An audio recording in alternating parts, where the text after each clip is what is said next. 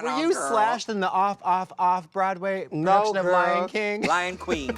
Welcome to MsMojo, and today we're counting down our picks for the biggest fashion crimes ever committed on the RuPaul's Drag Race and All-Stars main stage. We're only including outfits from the American series, but beware of spoilers. The panties are almost abuela, grandma panties.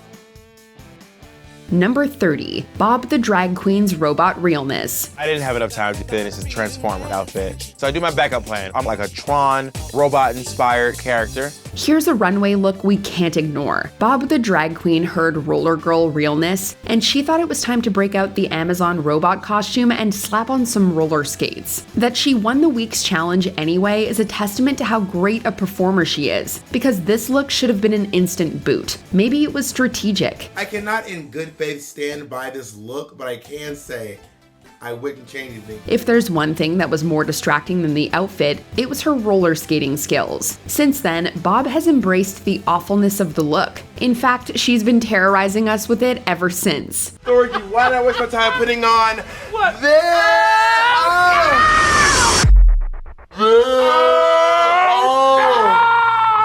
Yes, honey. Number 29, Sasha Belle's nude illusion. I think I was confused by the assignment. Well, to be fair, all of the girls were told the exact same thing. She might have misunderstood the assignment. Indeed, Sasha Belle was clearly confused by the runway theme. The queens were required to do a nude illusion on the premiere of season 7. While some brave contestants decided to ditch the illusion altogether, Sasha made the bold choice to lean into neither the nudity nor the illusion. I'm giving you J-Lo just waking up from a one-night stand in the Bahamas. Well, it looks like everybody got a little bit of black in them. Throwing off her resort wear look, she had a nude, lumpy bodysuit that completely clashed with her actual skin tone. Even worse, she had a black bra underneath. I thought her nude illusion look was kind of messy. That bodysuit sucked. Come on, Right. it had a black bra, misunderstanding my ass. The straps were clearly visible and made the whole thing look underthought and sloppy. Number 28, Darian Lake's dripping in jewels eleganza. I am giving you a touch of slave Princess Leia. Glamour from head to topaz. At the final 5 of Drag Race Season 6, the queens were assigned jewels that were supposed to inspire a custom couture runway look. Darian Lake got topaz, basically stoned a simple brown dress and called it a day. The dress is already too simple to be impressive. I missed the mark completely. But it's not even the simplicity that's the biggest problem. It's the questionable placement of the beads, which form an outline across her body like a strange bikini. Then there's the fact that the jewels weighed the dress down, making it cumbersome to walk in and unflattering to look at. I see that there's a lot of beautiful stones on there, it's dripping in jewels, and I get it, but it literally is dripping. It's not even dripping, it's drooping in jewels. That's the sad part. Number 27, Coco Montrese's Pretty in Pink ensemble. Shirley Temple Black? Why gotta be black? I am giving you pure baby doll fish. I look so cute. Here, Season 5's queens were tasked with donning their best pink runway looks. Inspired by the week's Kid Show challenge, Coco Montrese went for a youthful look. A very youthful look. Unfortunately, her apparent ode to Shirley Temple was a pink eyesore. This one has a little bit of everything. There's ruffles and curls and a bear, oh my. As she hops along the runway, it kind of reads a little more eerie than may have been intended. At least it was on theme for the lip sync. When I grow up, I wanna be famous, I wanna be a star, I wanna be in movies. Coco won the battle, performing the Pussycat Dolls When I Grow Up, and lived to slay another day, in much better outfits. Number 26, Amanda Tori Meeting's Faster Pussycat Wig look. This is not RuPaul's Nest Friend race. My kitty cat wig is the top of my robin's egg, which is also my head. RuPaul knows how many of these queens love a pussycat wig. She's wearing 3 pussycat wigs. I have no idea what's going on in this storyline. So naturally, a whole runway theme dedicated to them was long overdue. But Amanda Tori Meeting's interpretation was as out of left field as it gets. You have trouble with some of the drag aesthetic. This idea is great. It's just a little bit off. She walked down the runway in what was essentially a shredded tree trunk with a bird's nest on top of it. Amanda's idea to be what seems like an egg wearing a shocking blue wig has to be commended for the nerve, but it really is just a big hunk of brown fastened to her body, and the concept is all over the place. Let's just say there's a lot to unpeck when it comes to this bird-inspired look, and not in a good way. My inner saboteur?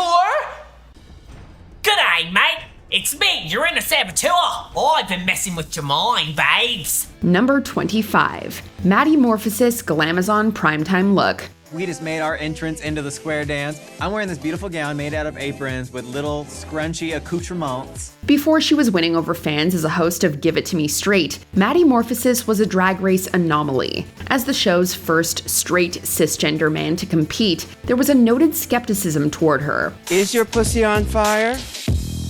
Is my pussy on fire? It's warming up. Looks like this one didn't help. She called it a classy rodeo clown, but the strange combination of the cheap quilt skirt and Raggedy Ann makeup was just bizarre. Hey, at least Maddie tried to sell it the best she could. Her runway presentation, which included an inflatable, hairy-chested friend, saved it from being a complete miss. Still, it's not a winner by any stretch of the imagination. They said it's one of the most amazing things that has ever graced RuPaul's Drag Race.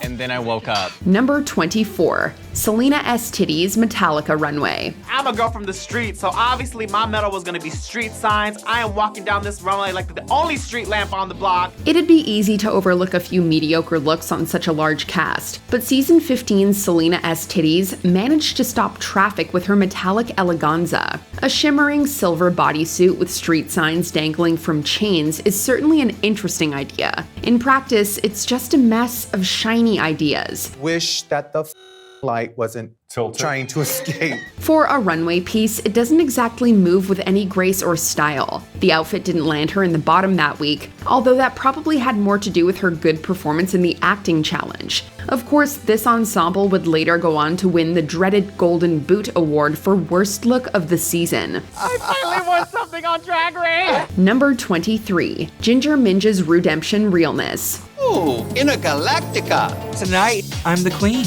With my rouges, my plastic little titty cups, and the crown on my head. All Stars means a second chance for a lot of queens who deserve it. It can be a place where they prove they still have what it takes to go far, or a venue to right some of the wrongs from previous seasons. For All Stars 6's Redemption runway theme, the contestants were able to make Ru visions to looks they fumbled on their seasons. Ginger Minj's badly constructed, unflattering garment wasn't much of an improvement on the original futuristic ensemble. This look is not one of my favorites. There's a whole lot of everything going on. Like, I need Ritalin to look at you right now. In fact, it was downright ridiculous. It almost looked like a wet curtain that got snagged on a sharp corner. In other words, there was nothing redeeming about this outfit. Number 22. Kandy Muse's Beast Couture. Baby, I am an alien that just fell down from space because my alien Judy got hurt. Sometimes a runway can save a maxi challenge performance. Other times it can sink you. Kandy Muse had actually done well in the soft drink commercial challenge. However, the season 13 finalists' answer to the Beast Couture prompt was a sight to behold. Kandy's look was confusing from head to toe. Tonight on the runway, Kandy, this is definitely interesting. Yeah, it makes no sense.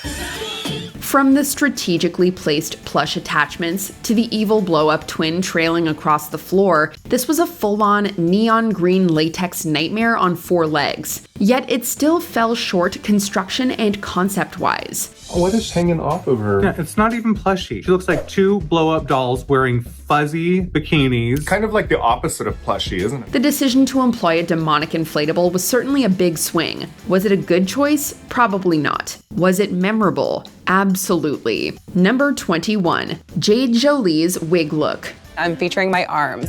I try not to carry over 5 pounds, so I'm very proud to have the petite arms that I have. She forgot to shave. The judges constantly told this season 5 queen that she needed to edit her looks. Apparently, Jade Jolie didn't get the message, considering this is the outfit she would ultimately go home wearing. Seeing this out of context, you'd think the runway theme had something to do with wigs. As far as my outfit goes, like I already said, like I wanted to wear this and I'm proud to wear this, but I'm gonna do my best. But no, the queens were actually tasked with showcasing their favorite body parts. Jade chose to highlight her delicate arms. However, the only thing this ensemble really showcases is hair. Blue hair, pink hair, green hair, and so on. I'm spinning, I'm kicking, I'm high energy and fun.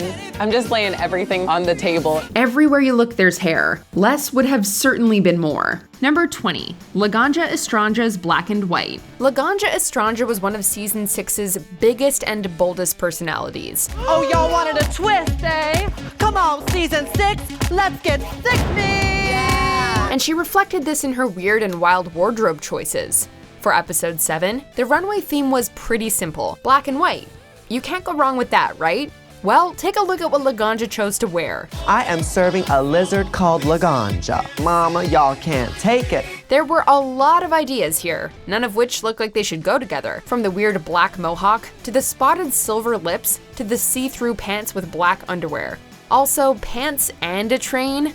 It looked like the world's strangest Elvis impersonator was getting married. Luckily, her and Adore Delano's winning pairing in the main challenge saved her from the bottom 2. Because whoever said beauty was on the inside is ugly. Number 19, Kandy Muse's pocket dress. I am walking down to the runway like a little doll. I just walked out of a box. Kandy Muse may have been one of the most magnetic queens of season 13. However, her fashion sense didn't always match her star quality. It was her haute pockets runway that had us feeling empty. But if you look real close, you can see my ass. And there's very pockets. But oh. The unclear concept and messy execution just didn't read pockets, making it a painful standout amongst the final 5 and landing her in the bottom 2. In true Kandy fashion though, the judges' critiques only motivated her to fight harder, and she slayed the ensuing lip sync to solidify her spot in the top 4. You gotta go, there's no more to say, so save your breath and walk away, no matter what I hear you say. Number 18, Soju's Kimchi. Soju, it's Little Pound Cake's play friend. Season 11 began with each queen replicating the look of a past contestant on the show. Soju was assigned Kimchi's box and quickly got to work on an outfit inspired by their shared Korean heritage. I immediately think hanbok is a Korean dress that all the women in Korea wear for special occasions. It doesn't really show your waist, which means that I don't have to cinch. The fact that Soju essentially used the dress as an excuse not to cinch her waist was the first red flag, clocked by Vanjie, who had been eliminated the previous season for an undefined silhouette. I'm not trying to say nothing, but Vanjie, don't do it. just make sure you have a silhouette, sis. The result was a messily constructed garment that didn't have much shape. And while her makeup was on point, we can't help but see this as a missed opportunity to do more of the exaggerated style that Kimchi is known for.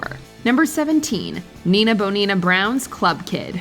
Nina Bonina Brown made a splash early on in the competition with her high-concept looks and brilliant makeup artistry. Take a bite of this peach. This made her a perfect fit for the Club Kid runway, inspired by the New York avant-garde drag scene of the late 80s and early 90s. Unfortunately, while we could see what she was going for, the execution left something to be desired. Nina Bonina Brown, Anderson Lee.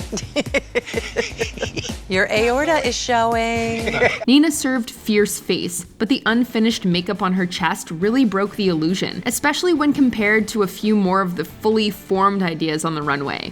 Nina Bonina Brown is the first to walk backwards on the runway. Number 16, Aja's Princess Disaster. Someday she'll be the most ashy princess, and she'll live flamingly ever after. Kimura wasn't the only queen who fell foul of the Draggily Ever After challenge. Going into season 9, Aja was hyped up as Brooklyn's hottest new queen, and they seemed to buy into their own hype a little too much. Now, how are you gonna shine? I just feel so confident about it. I'm just like, I'm gonna do this and it's gonna be cute. You know, I've heard that before. Confident that they'd slay the challenge, Aja's Princess Disaster character name ended up ironically predicting what their performance would end up being. I literally had no clue at all what was going on tonight. Drawing inspiration from fiery natural disasters, Aja strutted down the runway in a strangely shaped wig, badly blended makeup, and pants that didn't fit them properly. They went on to redo the outfit in All Stars 3 for their Redemption runway, proving just how much they'd improved over a short space of time. This look is probably where I felt the ugliest and the lowest on season 9, and that's when the Aja transformation truly began. Number 15, Magnolia Crawford's Party Box.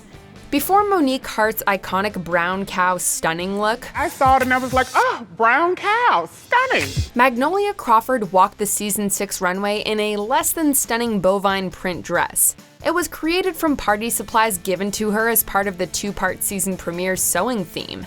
Magnolia's party box was themed around a hoedown, hence all the cow print. She felt defeated from the start at how hideous her materials were. And we too were woefully let down by how basic the outfit ended up being. It has nothing to do with my style. Jesus Christ. It's the first challenge. Good God, girl, get a grip. Sure, cow print is a bold look, but to quote Michelle, it's a piece of fabric. I didn't like my box. There's only so much you can do with red and white check. The thing is, you could have done more.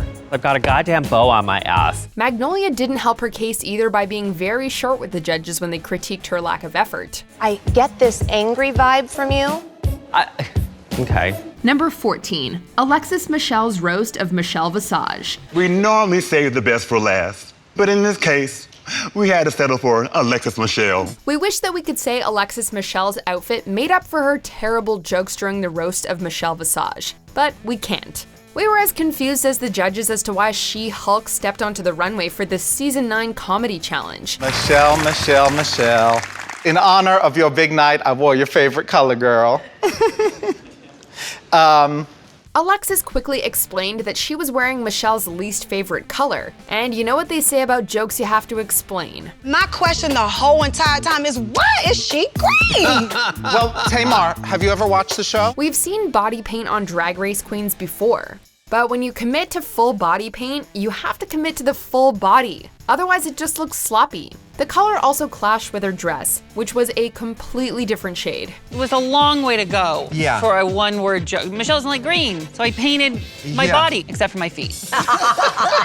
It just was misguided, confused. Number 13, Silky Nutmeg Ganache's Face Kini. While Silky Nutmeg Ganache was always fairly confident about the strength of her runway outfits, the other queens, especially her bitter rival Evie Oddly, were often quick to point out their flaws.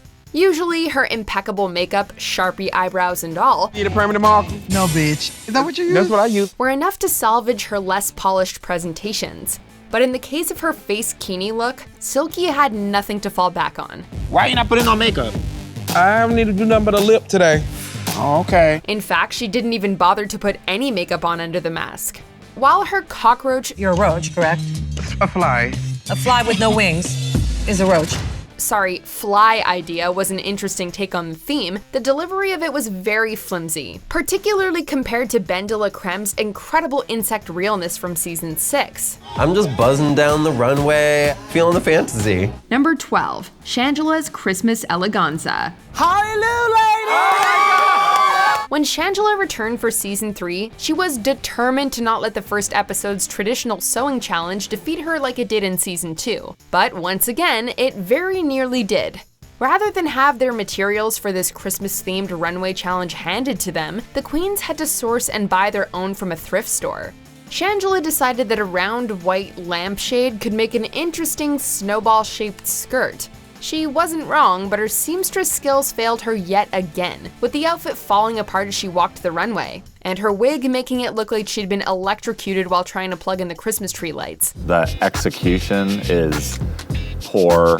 The back, it's kind of falling apart, and there just could have been more attention to detail. Not even the addition of an oversized prop could save this one. You know what I say, never work with animals, children, or snowmen. Number 11, Mystique Summers Madison's Country Realness. Mystique is pretty. Everybody loves Mystique. While everybody does love Mystique, her outfit for the Country Realness runway missed the mark on the theme of the challenge. She looks like she's a big girl going out to a club. Serving more business casual than country girl, her over-the-top eye makeup also did no favors to the underwhelming shirt-pants combo. Not to mention, Mystique made the fatal error of wearing the same top on the runway and in the challenge. The look landed her in the bottom, where she proved no match for the now legendary second season runner-up Raven, who sent her sashaying away. Now sashay away.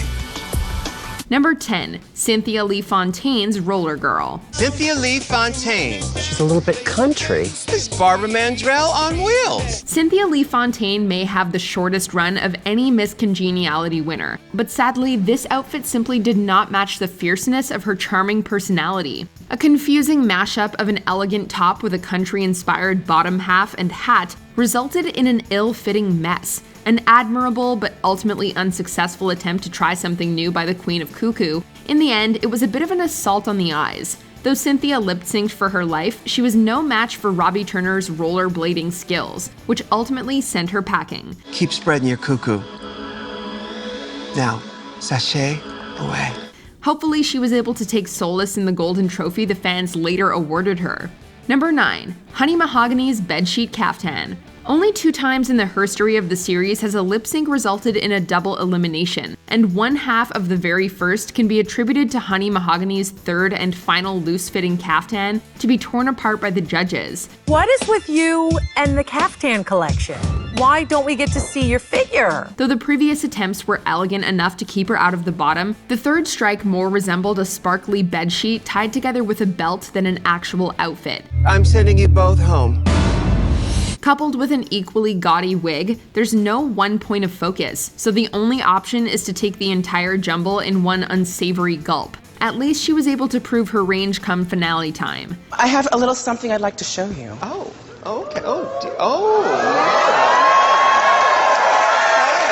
Number 8, Shangela's Gone with the Window. Shangela Laquifa Wadley, the debutantess of the Deep South. Shangela may now be one of the more recognizable names to come out of RuPaul's Drag Race, but that doesn't excuse her earlier outfits from this list. Tasked with creating a runway look out of window curtains, the admittedly burgeoning queen made a dress more reminiscent of corn stalks than couture, and was criticized for the judges for its overabundance of accessories, design, and failure to be form-fitting. Your bust line is non-existent. There's no waist definition there. Luckily for all of us, she was given the chance to showcase her talents in the next season as well as All-Stars, proving that if at first you don't succeed, try, and try again. Number 7, Naysha Lopez's Drag on a Dime. Hola. The beauty is here. To be fair, Naysha was the first to admit that she was an amateur designer, a skill level which wasn't helped by the fact that her task involved making her dress out of pieces of garbage. This is actually the first garment I've ever made. I don't really sew. I felt like it was wearable and I got the challenge down. With an unflattering shape and a baffling color combination of green and gold, the finished look was less garbage-inspired glamour and more nauseating. The garbage theme was apparent from the end result, as was the lack of design experience. Unsurprisingly, RuPaul decided to give her the boot, though she would later return to the show for a brief stint of 2 episodes. Now, sashay away. Number 6, Serena Chacha's Garbage Couture. Oh, does that mean you guys were rooting for me? Poor Serena Chacha. She was only able to serve up 2 looks during her brief tenure on Drag Race, and both were seriously considered for this list. The challenge was to turn garbage into couture, but Serena didn't entirely finish the transformation. We're honestly not entirely sure how she was able to escape elimination with this abysmal outfit. From the lack of creativity to the shoddy execution, there's little room to defend this offering. However, we have to cut her some slack for being the season's youngest queen. She clearly learned from her time on the show and has since developed her aesthetic. Number 5, Derek Barry's Tin Man. Not a girl, not yet a tin woman. Derek Barry came to season 8 of Drag Race as a famous Britney Spears impersonator, hoping to find her own personal style independent of the pop princess through competing on the show. While the effort was definitely there, the know-how certainly wasn't. This Wizard of Oz inspired challenge saw each queen creating a look based on a character from the movie. While Robbie Turner's look also landed her in the bottom, Derek's look has become a timeless invocation of the dreaded corset wrapped in fabric. It just looks so homemade in the worst way. I'm not a seamstress, but I did sew everything on here. Whatever vision existed was marred by shoddy construction, which Barry infamously defended in Untucked, much to the frustration of everyone else. Everywhere you look, there's a hem. First of all, your hems are bad, and you're wearing a piece of fabric around your waist, and you're calling it a skirt. Number 4, Jiggly Caliente's Apocalypse Couture. Jiggly Caliente's run certainly got off to an explosive start, though not in a good way. The first challenge was to create an apocalyptic look based on materials gathered from garbage, and for Jiggly, it unfortunately shows. And I'm finishing that up with some more garbage. All right, listen, I'm gonna let you get back to work. Appearing as though she threw everything she could get her hands on into an outfit, the final product was an amalgamation of mismatched colors and material. It seemed she was destined to be the first elimination. However, Jiggly's bubbly personality allowed for her to overcome her initial misstep and find a decent ranking among the queens of season 4. Number 3, Kelly Mantle's Downton Abbey, also known as the Baconator. For Kelly Mantle, a well-intentioned use of flower fabric went terribly wrong in the 6th season premiere. In an attempt to make a look inspired by Downton Abbey, she presented an outfit that, while unremarkable at first glance, was critiqued for having a top piece looking more like bacon than flower petals. Is that bacon on your chest? What is it? They're flower petals. I'm still getting bacon. Once that was pointed out, there was no way not to see uncooked breakfast meat across her chest. Ordinarily, everything is better wrapped in bacon, but not Kelly. And despite being remembered mostly for the unfortunate-looking outfit, Kelly has shown she's able to laugh at her mistakes in hindsight, which makes a winner, at least when it comes to attitude.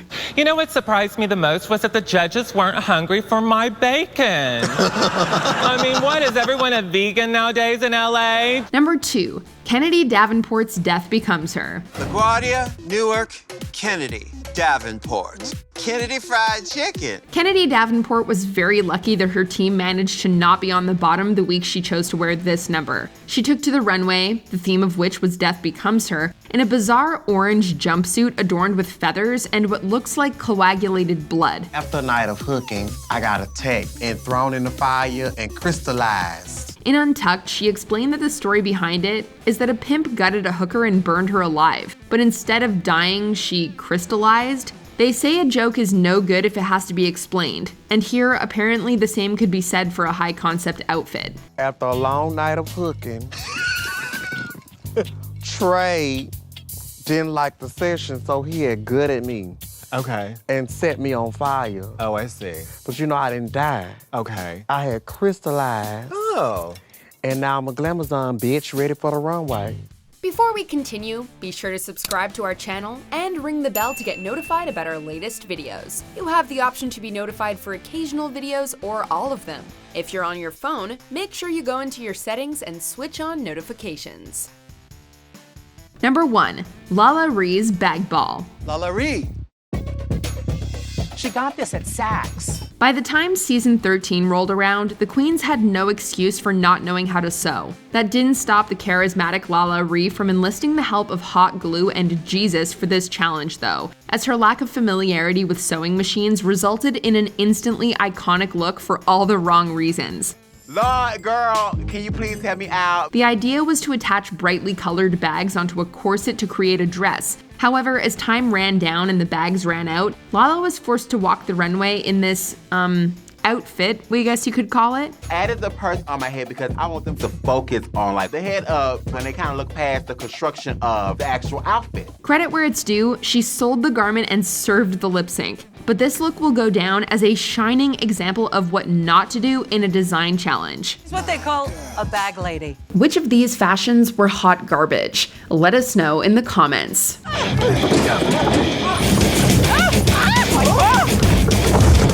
Do you agree with our picks? Check out this other recent clip from MsMojo and be sure to subscribe and ring the bell to be notified about our latest videos.